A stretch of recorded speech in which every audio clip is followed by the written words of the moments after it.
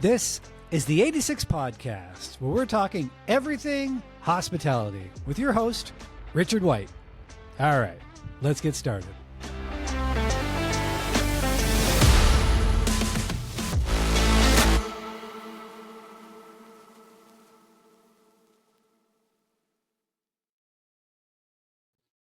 And we are live. Welcome, everybody, to the fifth episode of the 86 Podcast. I'm here with Caleb Borland, longtime local chef and a longtime friend of mine, too. We worked together in the past, so this is going to be a great conversation. I'm looking forward to that. And yes, season one, episode 5 is the end of season 1. And so a big shout out to Freeman Signature for sponsoring the first 5 episodes of the 86 Podcast. I'm going to give them the shout out right here.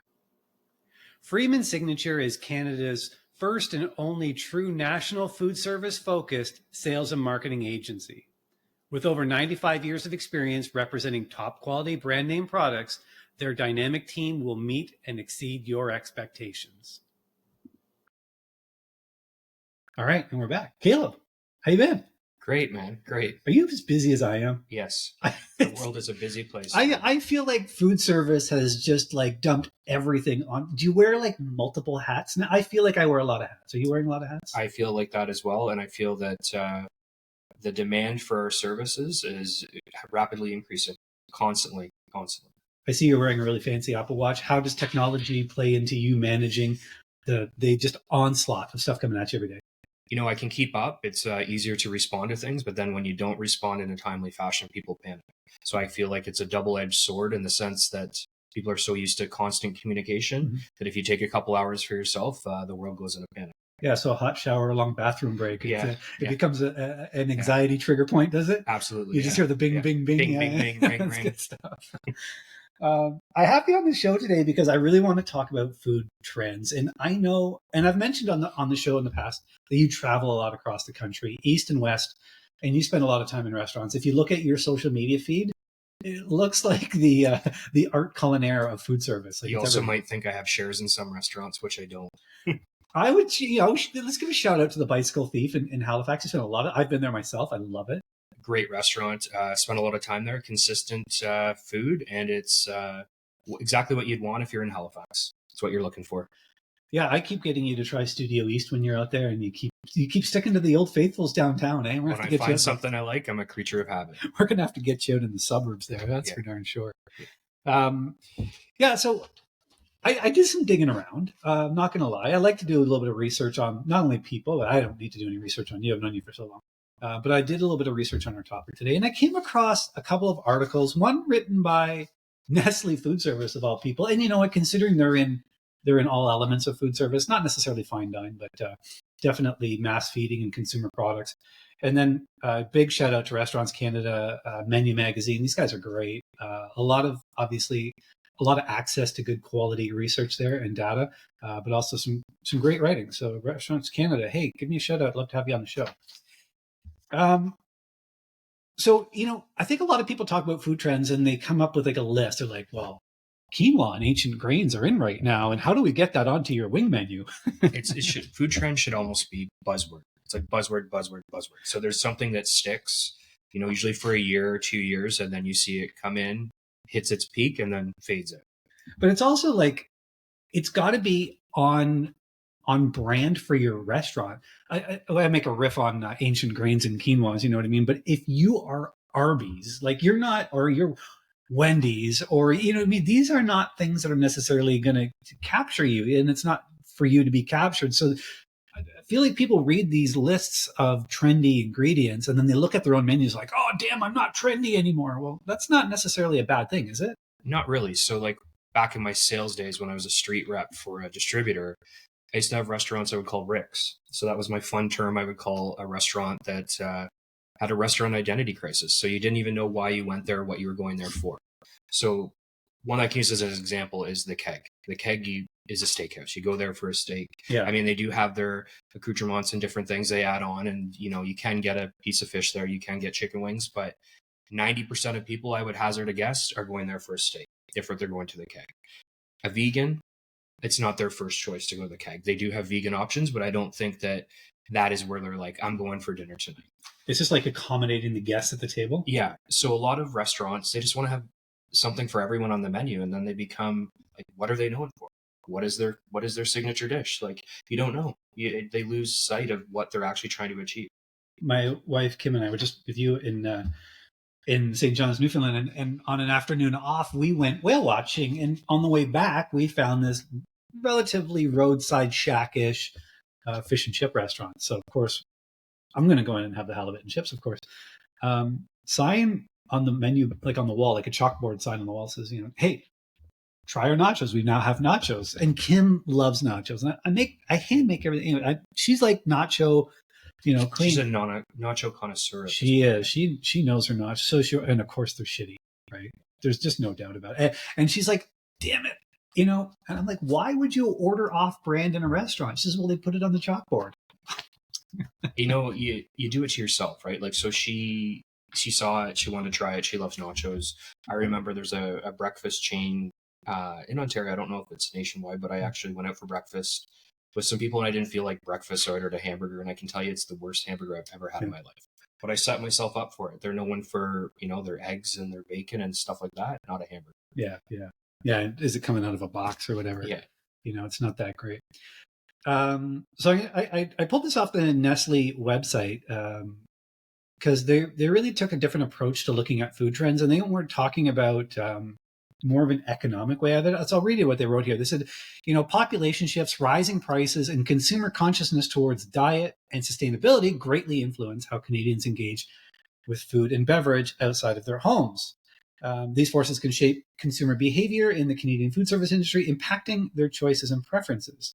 And despite these challenges posed by these forces, the food service sector is rebounding, with both dollar expenditure and traffic experiencing growth over year over year. In 2023, the food service dollars increased by 19%. A lot of that's inflation. And traffic by 12% compared to 2022. So you can see, if you read between the lines there, food inflation was about 7%.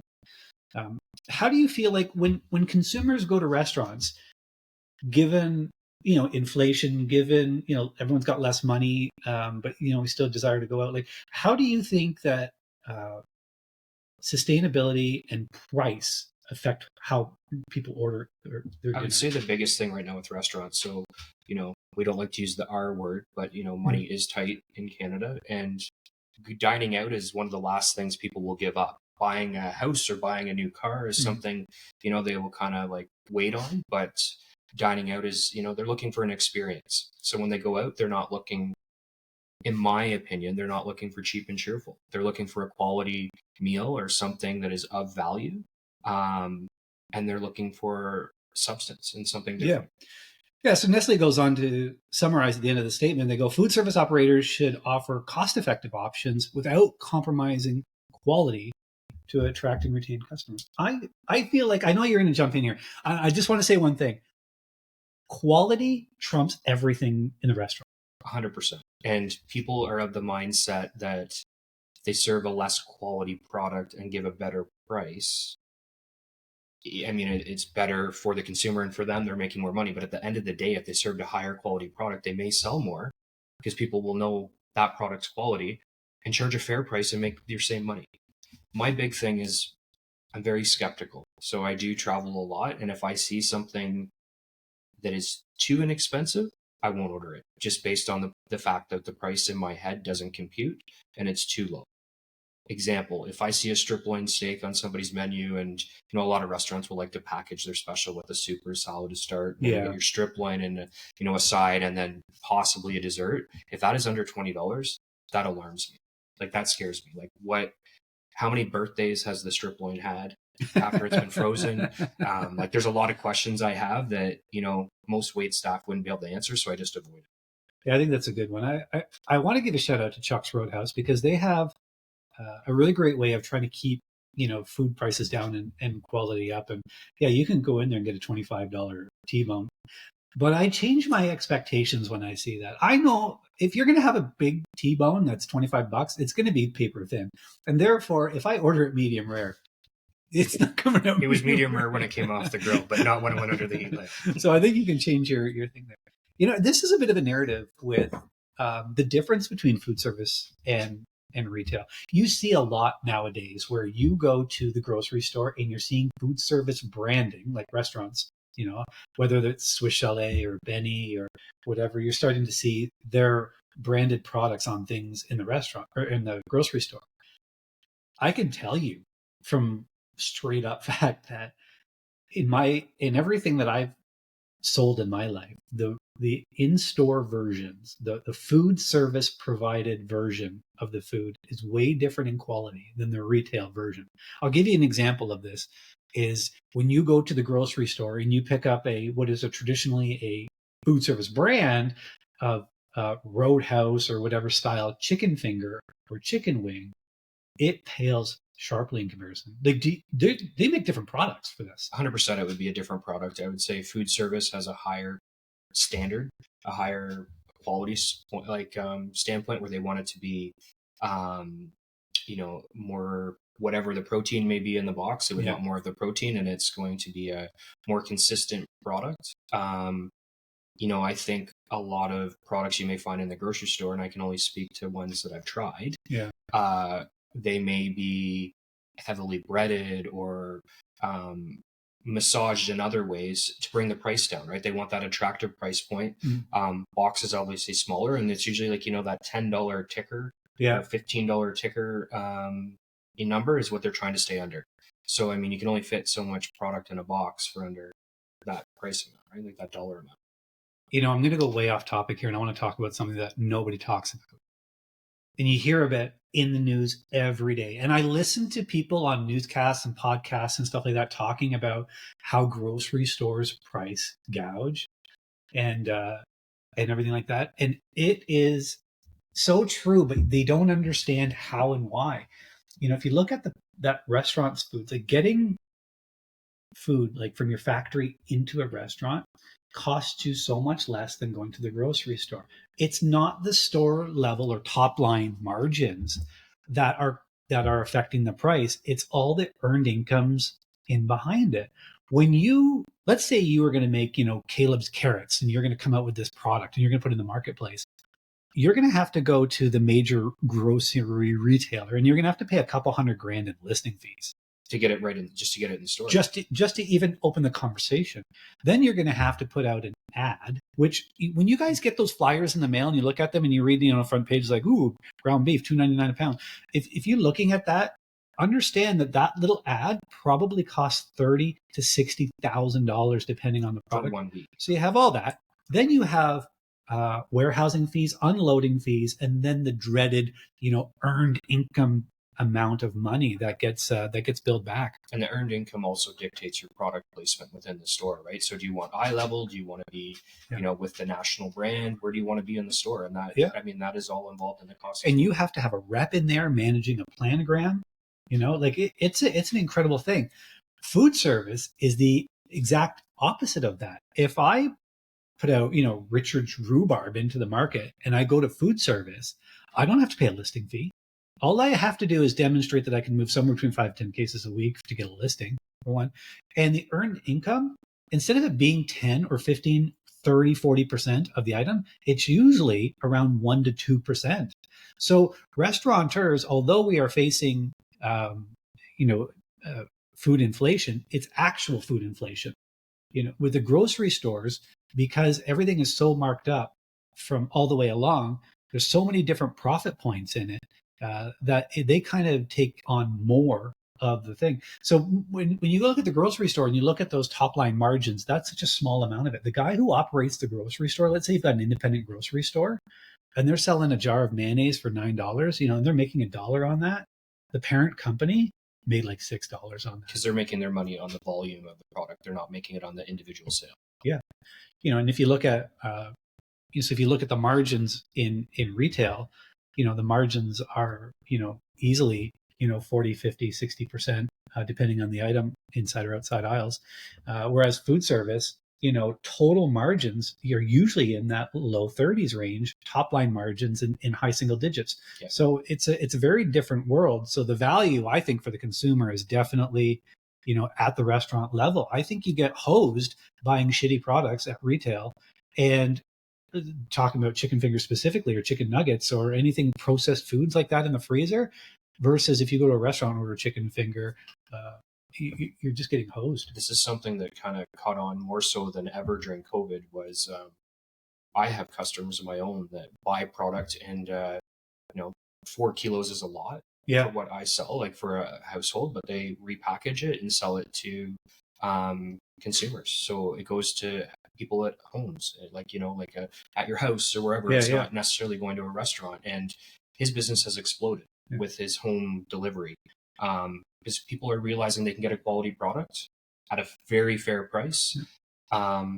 And there's a lot of other attributes to it that are great, right? So it just works. This is why people talk about Costco so much. They're like having the backyard barbecue. They went to Costco, they went to the back bunker there, and they grabbed a strip loin or a tenderloin or a rib, and they cut some steaks, and everyone was going off about how good it is, because that's at the beginning part of that process. That's essentially where restaurant style food is coming from, taking subprimals. Now, Costco's not aging it as well as the big distributors do, but they're still doing a good enough job that it's better. Versus when you go to the grocery store and you're buying a steak in those cello, the dead and red, unaged, ungraded, sometimes needled to make it look more tender and attractive. Yeah, it's such a scam out there, and so Costco plays in that quasi food service realm where they do have products that are in many cases higher quality than the retail version, but not quite as good as I would say they're the middle ground. So they're the middle ground between a retail grocery store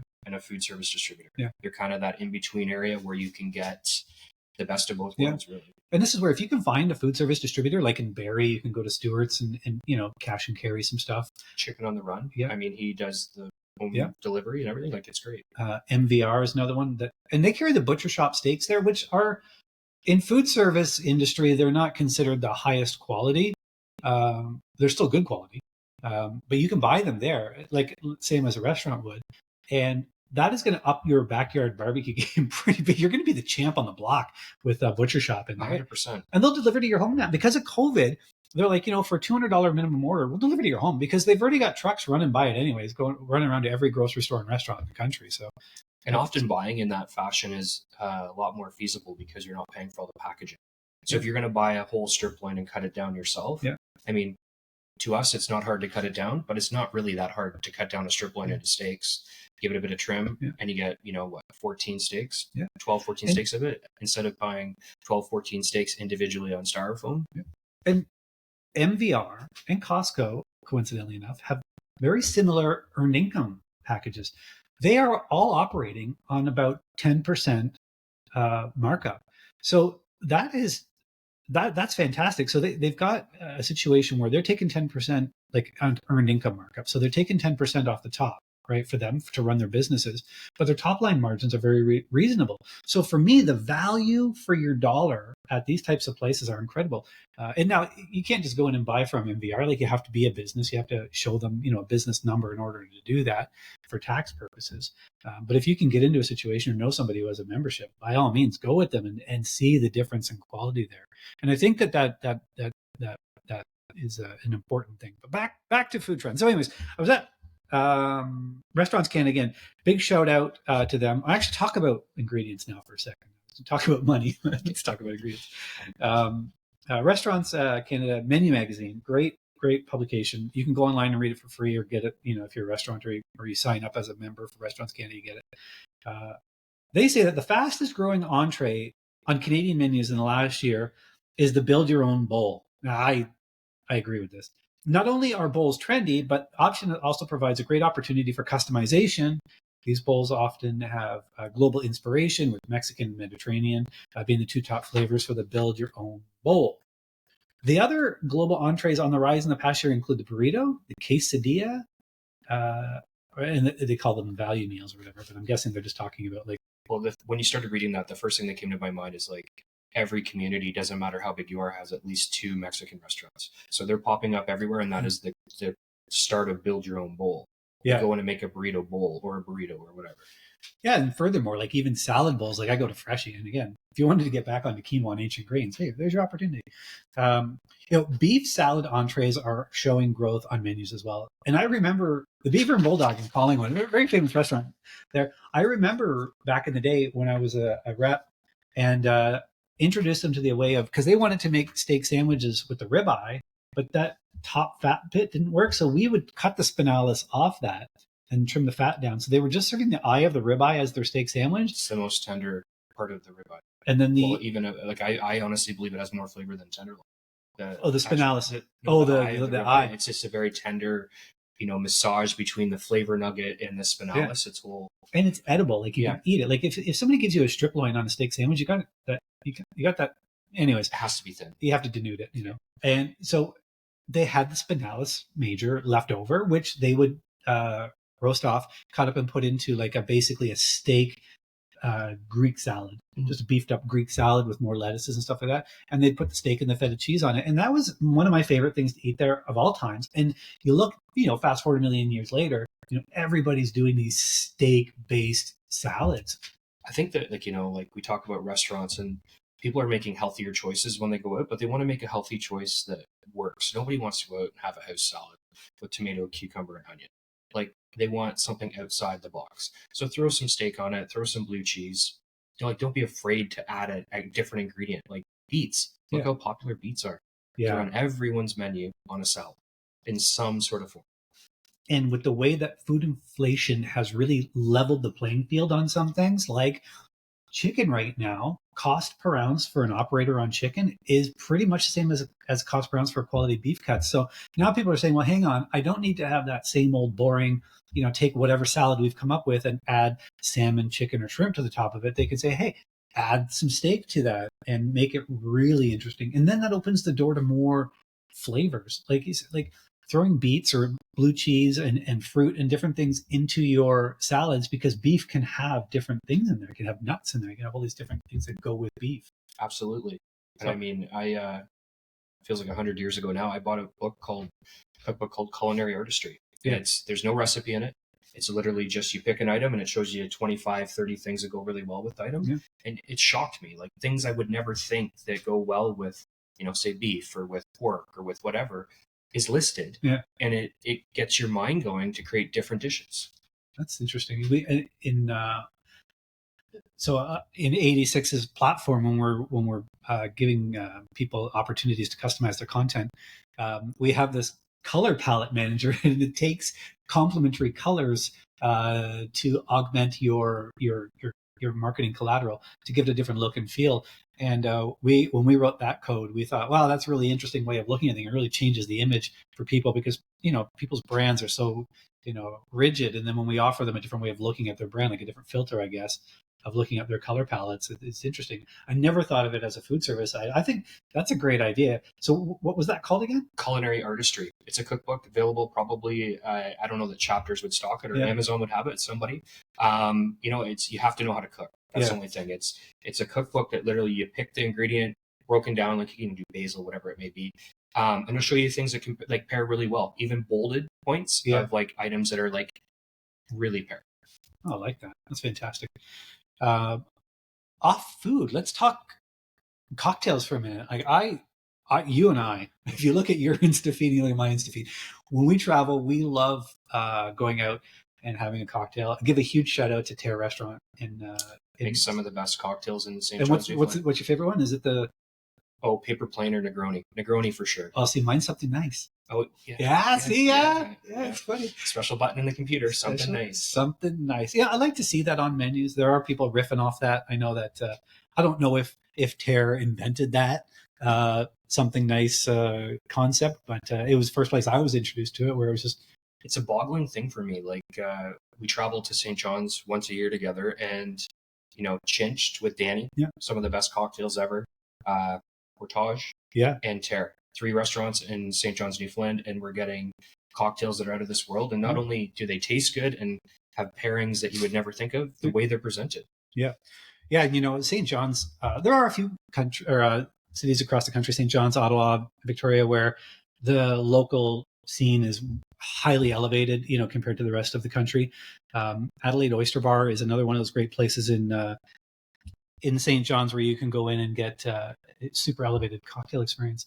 But I did hear overheard in a conversation somewhere because people are drinking less. And the last episode we had Hayden Curie on the podcast talking about Island Diaz, his rum company, and we were talking about what it's like to try to sell alcohol in the age of people drinking a lot less. And somebody was saying that the concept of the conversation was that if the restaurant doesn't have a sweet, well-developed non-alc cocktail list, I'm not going. Yeah, mocktails are on the rise. Like, people are looking for an elevated mocktail. Yeah. You wouldn't know this, but all the restaurants we do go to in St. John's, they do have mocktails, and they do them quite well. It's actually fascinating to me when I see them bring it together at Terra Mocktail. Yeah. But I mean, Fever Tree. Like, if you're buying a quality mix, you want to put a quality. Sorry, if you're buying a quality liquor of whatever sort, you want to put a quality mix in, and Fever Tree kind of accommodates that. Like, you don't want to put in no name or knockoff mix. You want to have something of quality, and it's an artisanal soda. Yeah, interesting. Like, one of the big trends right now in cocktails is Saint Germain, and you can go and Bottle Green will give you like an elderflower syrup, I guess, essentially mix for that. So you can really elevate something. You can take some Fever Tree, you can take some Bottle Green, you can take some ice, you can take some mint or some cucumber, and you can come up with a really great, refreshing mocktail. I think that this is a trend that restaurants really need to pick up on. You and I drink way too many cocktails when we go out. I would love to explore a little bit more of the mocktail thing, so that work the next day. Yeah, I mean, like I would drink a quality mocktail anytime, like any day. My issue is when I go to a restaurant and they don't have a quality mocktail, I'm not having a pop or a diet pop or a water. Like, you want something a little bit more elevated. It doesn't necessarily have to have alcohol, but somewhere in between. Yeah, back to the value for money thing. I think one of the challenges mocktails have is, and to offer mocktails is the price point. You definitely need to charge around the same price as an alcohol drink.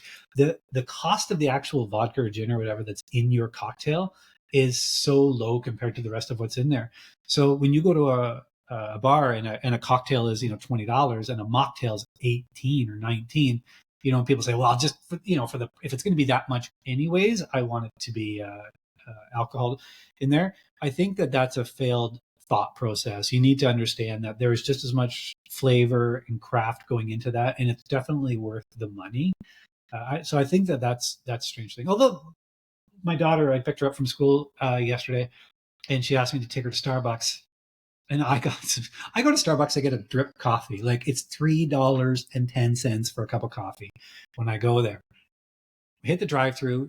I didn't want anything. She just ordered a drink through the thing, and I go to the thing. It was $8.70. So Starbucks has mastered the quick serve mocktail. Yeah, their drinks are usually 3-4 components. Yeah, and iced and all this and different colors, and I mean, they've mastered it at a high level. It was like volume. Some sort of like dragon fruit boba. Like, she was like rhyming off like literally like rap battle, quality ordering here to get her stuff in. And the lady on the other end of the mic knew exactly what she wanted. I have no idea what she wanted. And when it came out, it looked delicious. And then I got the sticker shock. I'm like, wow. But I guess like that's the introduction of the mocktails right there. Starbucks is doing it to our kids. So. Yeah. So Starbucks has their coffee, which I would say is like, for us, we like our coffee and whatever, but the younger generation is like their mocktail market. Yeah. So another food trend that I'm big on in coffee, like I love coffee and I love cold brew. Now, really want to make the distinction here for coffee people out there or non-coffee people out there. Brewed coffee that is then just gotten cold by sticking it in the refrigerator is different than cold brew coffee. Cold brew means it was brewed in a chilled environment. And this is where, like, you remember Justin Bieber did that collab with Tim Hortons? Yeah. And he was like, he made it like he was, waiting 18 hours in the boardroom, like he did an all-nighter in the boardroom waiting for that coffee to cold brew overnight. Like, I guess it's funny. I love the Biebs. Anyways, here's a fun one for you. If you want to rip on coffee /cold brew I call them a sous vide, I guess is the best way to describe this, but take this. Take your, 50 grams of ground coffee, put it into, 500 grams or whatever of water, put it into a mason jar and have it fill the mason jar. No oxidization in there. Just fill it to the top, pop it in, put it in your sous vide or your immersion bath or whatever you want to call this device at 65 degrees and let it go for 5 hours. Then bring it out, put it in the fridge, let it chill, and then serve it over ice. And I'm telling you, this is cold brew at another level, because I'm guessing it's somewhat, I guess, warm brew or tepid brew. Yeah. 65 degrees is not of water. Like it would, I don't know. It'd be interesting to try. Yeah. So I think a fun little, and again, like if you're a restaurant trying to show value or trying to, do things, if you're a coffee bar, sous vide coffee, again, cost of production, same as regular, a little bit more time, obviously, but it's not time. It's not hands-on time. It's, it's just, it's doing its own thing. But I think that could be something different. And back to that whole thing about the way that inflation and pricing has impacted the food service industry isn't necessarily driving people to find the next best ingredient, but more importantly, show the great value in the restaurant. If you look at like meme restaurants like Rainforest Cafe and the Cheesecake Factory, these brands are really playing on the experience. 100%. The Rainforest Cafe is an experience. Cheesecake Factory, you go there and, they have an extensive dining menu. Like, blew my mind. It's like 9 pages. I know, it's ridiculous. You get overwhelmed just trying to think of what you want. And then they have their cheesecakes, which they're known for. But, like, it's an experience. Like, their menu, in my opinion, is too big. It overwhelms me. Like, I just end up asking the waitress or waiter to just, you pick. Yeah, these are all Ricks. I love that. If you want a fun experience, this is something I've started doing, is I go out to a restaurant. I don't want to keep eating the same thing. So I ask, the bartender or wherever I may be sitting in the restaurant, I just say, I don't want this, pick anything else, surprise me. And it's just, you see a couple things on a menu you want, and you're like, I don't know what, and then you have them. Well, I think there's a lot in fine dining. There's a lot of this, chef's table, whatever. You and I are very, like, at Terre, last time we were at Terre, chef came out and you were like, hey, there's 4 of us, feed us. And that was an experience. Oh my God. What a way to start with the black caviar on the little toast with the frozen vodka shot. Like, that's a nice way to start your dinner, isn't it? Anyway, shout out to Terre. But you and I went into Portage, and they've got a great menu of, small plates. And we were just like, give the menu back to them. We're like, just feed us. And can you send over the sommelier, and said, can you talk to the server about what they're feeding us? And can you do that with it? And that was, to me, I think it was really enjoyable for us, but it was more importantly, it was more enjoyable for them, because at the end they came up and they were like, we've never got to do that before. We've never got to collaborate together to make an experience for a guest. Absolutely. And it's, experience. You keep nailing the experience thing. Everybody gets so wrapped up in a food trend as in a single ingredient or a certain thing. So, like, example, gluten-free. I think gluten-free has seen its day in court. Like, yes, people are celiac. The fad of eating gluten-free is kind of, went to the wayside, and you don't see it on as many menus. Now that I've said it, look for it. Yeah. You're not going to see it as much as it was, like 3 years ago, it was everywhere. Yeah. And now it's not. Now it's a subtext. Yeah. And, like you see with our demographic changing, and population changing in Canada, halal is a big thing. And I mean, you see that popping up more. Yeah. And then even like everybody, I love a story and experience, but this whole local thing, what is local?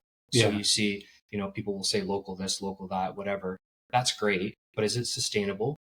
Can you provide the volume? And you also are paying, a higher price on certain items because they're local.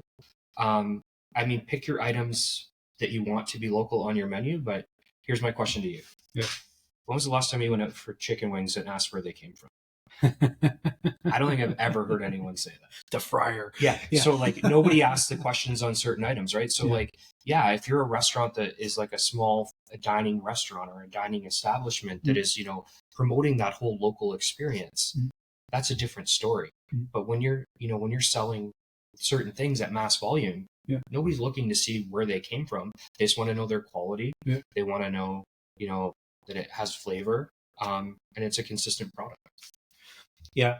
So back to that whole experience thing in the restaurant, for operators, if you want to capture this trend and be, set yourself apart from your competition and perhaps even get some margins out of it, don't focus on trying to decorate your place to be some sort of meme, like a rock and roll Hall of Fame restaurant, or what was it, Planet Hollywood or whatever, Yeah. or the Rainforest Cafe, and start offering like what we're talking about. Like how do you get your staff to be the experience? Like how do you get them to be that?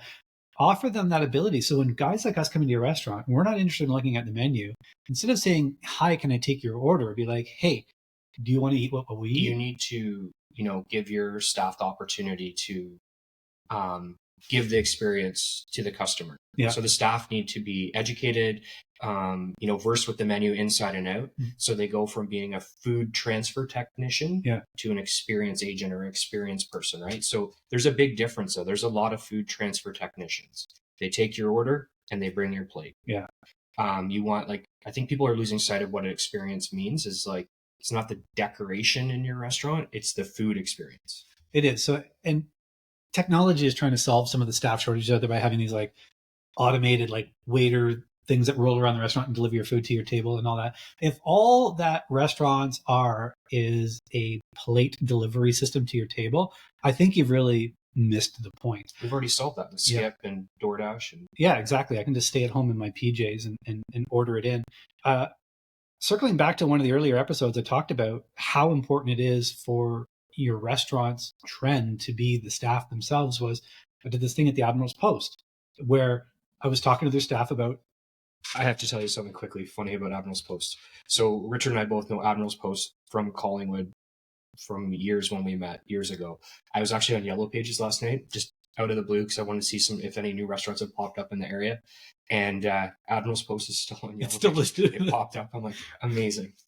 Everyone under the age of 40 is like, what's a Yellow Page? So Admiral's Post, I went in there and I did some staff training about how to get their service staff to, deliver a better experience to people, because a pub is a pub. And I asked them what their number one menu item was, what's the best thing to eat here, and they were not one of the service staff had a different answer than the fish and chips.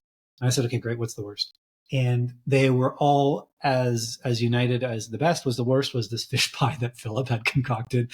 I don't know. We love Phil, but we love Phil, and you know what? Former chef or executive sous chef of the Savoy Club in London, England, trying to put a fish pie onto a pub menu just didn't work. It was a disgusting piece of. It just didn't fit. And I went over to the POS machine and I ran last night's sales and they sold 18 of them. And I'm like, you gave 18 people the opportunity to have the worst experience you could possibly do. Like, don't do that. It's your job to provide that experience. If you are going to the table and you're saying, what do you want to eat? What are you ordering? I think you're failing right there out of the gate. I know that's a controversial, strong thing to say, but if you say, what do you want? Or what can I get you? Or can I get you a drink or whatever? I think that you're not doing your customers, your business, or yourself any favors. Take a second to know your menu, know what people want to have, and deliver it to them. The one thing I will say that irks me is when you ask, what do you recommend? And they automatically go to the most expensive item. Yeah. That's fine. But if you can't give me an answer why that's the best thing you have, yeah, you've lost me. Yeah, and if as a restaurant that's your strategy is literally the more expensive things are, the better they are. If that's you've got like this progressively priced enjoyment situation, well then that's your business and whatever. But we've gone out plenty of times and asked them what to eat, and they don't ever recommend the top thing. They recommend what they think. Or one of my favorite ones is like this, where it's like it's a menu hack or a staff hack, where it's like, hey man, we have this, but we have it either this way or with this ingredient or this style. And they kind of give you a rip on something. And I'm sure the kitchen's like, oh, great, more modifiers. But like, I think I like that the best. Oh, yeah. Or the 3 cheese butter at the keg is another good example. Kind of the hidden gems, or the ones that are, Burger's Priest has like their hidden menu. Yeah. Like the things that you don't see. Yeah, I think, and that creates the most valuable marketing of all time, word of mouth. You know what I mean? You don't know about the the land and sea at McDonald's unless, someone told you about it or you saw it on the 86 podcast, where you can order really different things on the menu. Don't order it. It's disgusting. I think Starbucks has a secret menu. And I think I think every restaurant has a secret menu. There's no way you have a restaurant that either you or your staff or your regular customer hasn't hacked a dish to make it better. And if that's the case, you should be finding a way to get that out there. And I think that Absolutely. maybe that's the biggest trend, is just giving people stuff that's not on the menu. Quickly, I'll just say, like, I always sit at the bar for that reason. So when I travel for work, I don't eat in the room, and I don't sit at a table alone. I sit at the bar. I make friends with the bartender, the manager, whoever may be walking by, and usually somebody at the bar sitting by me. And it's amazing how many people I've told little hacks of what I've created, like Bicycle Thief. Yeah. You know, a lot of people will ask me that are sitting around me what to order because they realize I've been there before. Yeah. I used to work at Fancy Seafood in Barrie when I was younger, and Eddie Shack used to come in at the bar always after hours because he was friends with the owner while we were cleaning up, and he would always order something that wasn't on the menu, you know, and the owner would come back and be like, "Hey, can you make Eddie an HCLT, which is a ham, cheese, lettuce, and tomato?" And I'm like, "That's not even on the fucking menu." But I'm like, oddly enough, we have all of those ingredients. We have ham in the house because we do breakfasts on the weekends. So there's a Western omelet, there's ham, you know, lettuce, tomato, whatever, bread, like all these things are in a restaurant. So I would make him this. And it wasn't until years later I realized that he would order off the menu because he, A, ordered what he wanted, but B, he actually was illiterate, could never read the menu. And so he just had a way of just like getting what he wanted by, you know, just figuring out what was on the menu and how to get what he wanted out of it. So whenever you see that, and another restaurant hack back that I learned from Fancy's back in the day was we always had oysters, like, you know, fresh oysters in the thing, because we used to sell a dozen oysters on the menu. And the hack was regular guests would order them Rockefeller, you know, but bake them in the salad with spinach. So like they would have this, you know, it was no extra charge or whatever, which was, you know, whatever, you solve that problem these days. But, you know, because the customers would be like, "Hey, can you Rockefeller that for me?" I'm like, "Yeah, sure, of course," you know, like no problem. So like I feel like menu hacks have been out there for a long time, and I think people really need to take that as the new trend in my mind of how to engage customers in this world where we take price out of the situation. You know, if you're line pricing, if your customers can price shop you to another restaurant down the street, you're losing. You know, if you remove that ability to directly compare you, oh, you're this to their, you know, your BLT to their BLT, your club to their, like if you've got the same things, then you're really not giving that value that people are looking for. Oddly enough, we were talking about beef earlier. Restaurants Canada says another beef entree increasing on menus is Kobe beef, which they go on to describe what Kobe is. Now, obviously, if you're listening to the 86 podcast, you know what this is. I see this too everywhere. I see Kobe or even Wagyu versions of this in burgers. Like President's Choice has a frozen burger. Wagyu. I don't know what their content of Wagyu is in it. I don't know what their marketing claim is there. May contain. But I do think I think this is the big thing. On the menus is getting away from what everyone else is offering, finding it, whether it's an ingredient or experience, and making that. I agree. All right. Well, operators, you've got your marching orders. Make it more interesting. That's all day for the, oh, no, it's not. I always do this. I forget to ask the last question. The 86 question, Caleb, I asked this of all the chefs. What does the food service industry in Canada need to 86? Like what can we get rid of from our industry? Stop opening the same restaurants. So dare to be different. Give me an example. We don't need another burger shop. We don't need another pizza joint. We don't need another, you know, whatever it may be. Like order or open something different. So something that think outside the bun. I don't know how to word it. Like I'll give an example in Collingwood, 1858. It's a Caesar bar. They excel at Caesars. That's their concept. It's different. Yeah. Like don't open, you know, you go to, you know, some places and there's like 15 burger shops, or there's like 20 wing places, or there's like, you know, 80 pizza shops. Like how different are they really? Open something and, you know, dare to be different.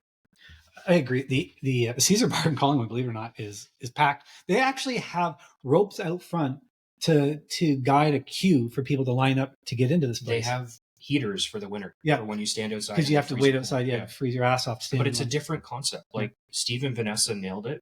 And they are different. I mean, unheard of that a restaurant opened with just a concept of a, you know, an amplified, you know, elevated Caesar. They've done well. This summer they'll have multiple locations again, and they just keep forever expanding. That's a concept where somebody went out on a limb and dared to be different. And you don't see, a queue out front of Wild Wing, do you? No. I think that, Wild Wing, West Wing, like all these different, riffs off of whatever the original wing joint was. It's probably the one in Buffalo. Anyways, the Anchor, was it?